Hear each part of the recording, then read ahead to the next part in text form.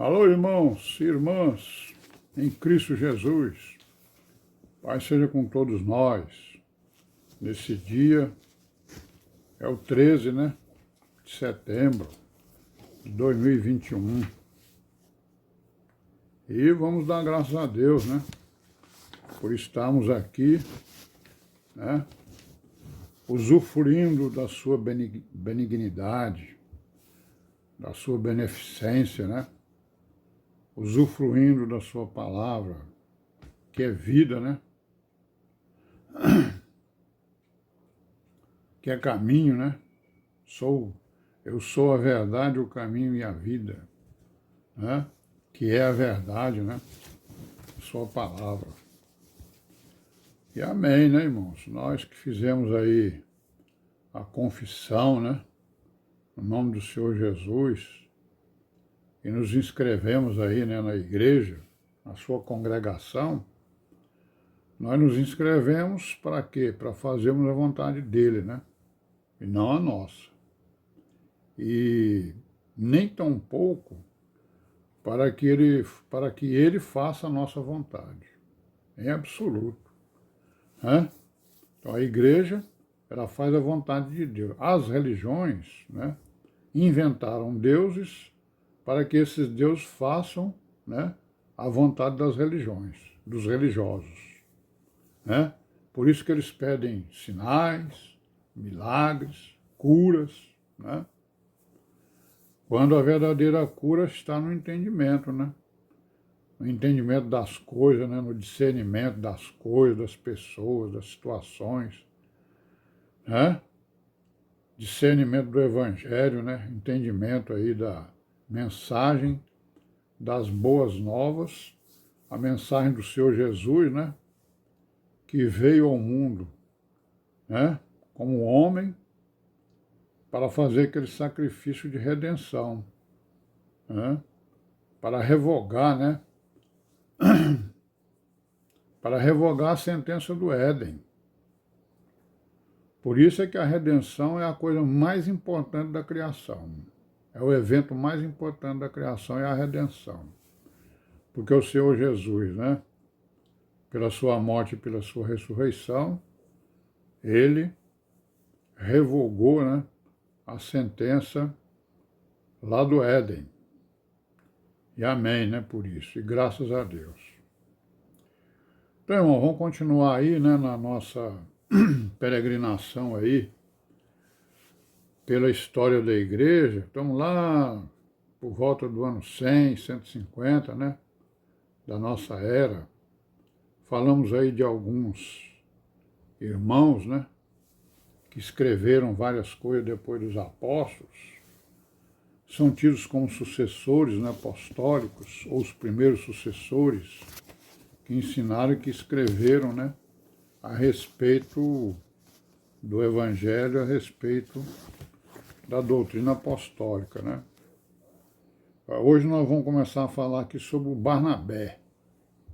Então, esse Barnabé, ele escreveu uma carta, às igrejas, Esse Barnabé não é o Barnabé que foi companheiro de Paulo, com certeza não foi, porque ele viveu entre o ano 100 e 150, por aí assim, E essa carta foi escrita por volta do ano 134, 135, Então nós vamos ver aqui o que ele escreveu, E temos que ver depois as origens dele, certo?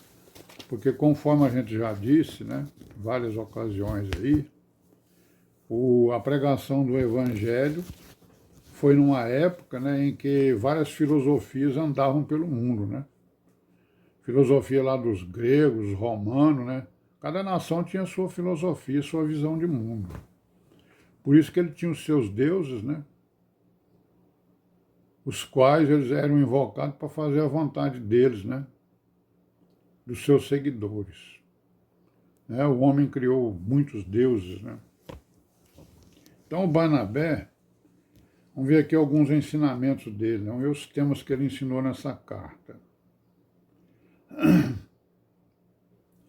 Então ele diz o quê? A primeira coisa que ele fala, ele diz o seguinte, que os ensinamentos do Senhor Jesus podem ser sintetizados em 3 ensinamentos, né? Na opinião dele, né?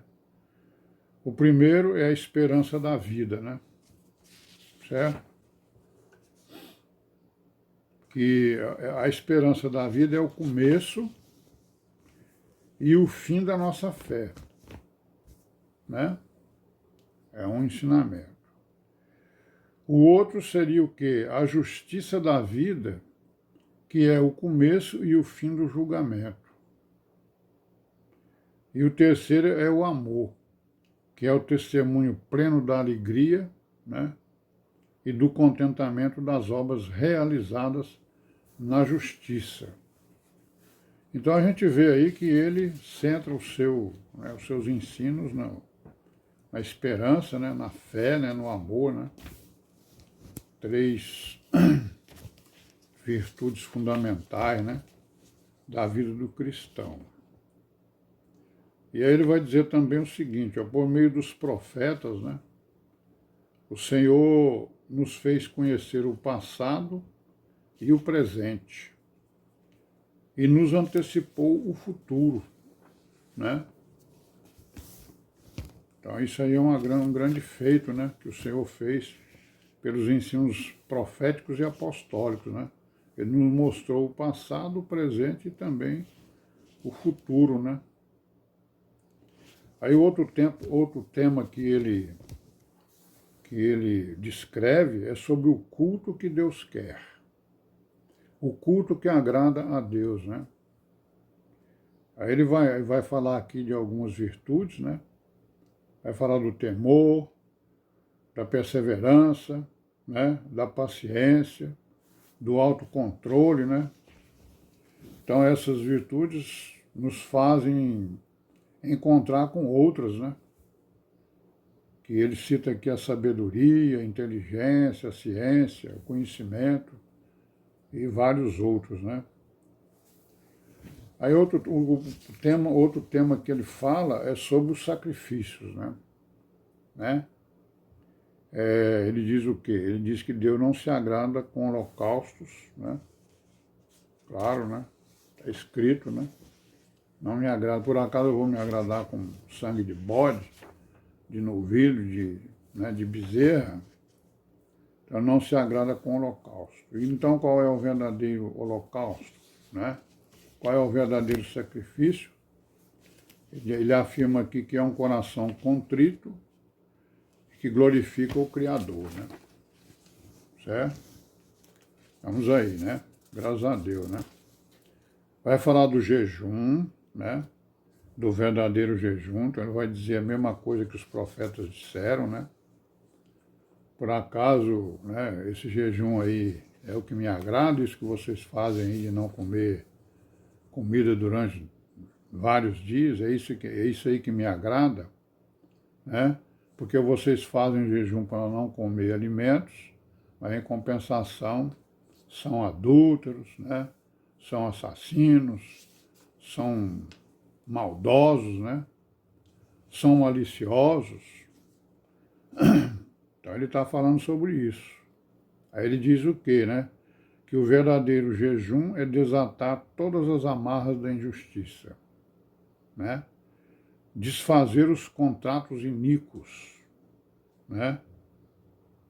Pôr os oprimidos em liberdade, repartir o pão com os famintos, né? Então ele faz menção exatamente àquela descrição, né, que o Senhor Jesus fala lá no juízo final, né? Eu tive fome e me deste de comer. Aí ele fala no vestir o nu, não desprezar o pobre, né? Vestir o nu, dar o alimento ao faminto, né? Eu tive fome e me deste de comer. Tive sede e me deste de beber, né? Outro tema que ele fala é sobre a vigilância, né? A nossa vigilância, né? Nós devemos fugir das obras iníquas, né? E aí ele cita várias escrituras, né? Principalmente do Antigo Testamento. Ele cita, por exemplo, né, um livro de Enoque, né? cita Daniel, sobre os reis da terra, né? Certo? Que também fala sobre a fuga das obras iníquas. Mas aqui ele está falando principalmente, né, do que estava acontecendo lá em Roma, com os tais imperadores, né? Mas vamos parar por aqui hoje, né, irmãos? Paz seja com todos nós durante esse dia e até amanhã, se Deus quiser. Amém.